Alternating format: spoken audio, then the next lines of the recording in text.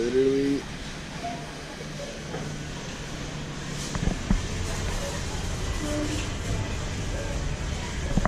That's insane, yo. There's no water at the Whole Foods.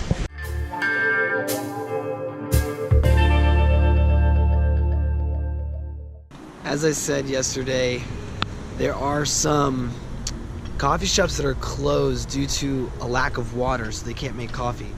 So I'm gonna go and try and see if I can grab a cup of coffee at this coffee place outside of Austin and get some work done.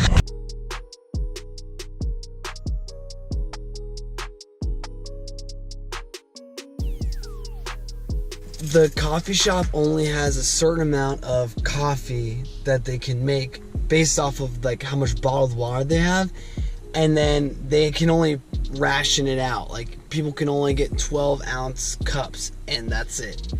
And there's only a certain amount in the actual day that they can serve. So dark days here in Austin for the coffee scene, but life could be way worse, so I'm not complaining. One of the things that we passively consume is our phones. And last week, literally a week ago, I switched from a smartphone to a flip phone.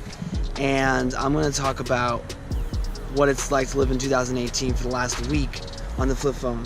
I literally am getting a call right now. Hello? Within the first week, my life is completely changed. I think ultimately the biggest difference is just my intention in how I operate. I think having that physical shift has pushed me to change other habits in my life. I still have my iPhone, but it's really more of like an iPod Touch. I cut my average time on my iPhone by 2 hours a day. And to be honest, most of the time spent on the iPhone was actually for navigation, because I drove to Houston and San Antonio multiple times within just this past week.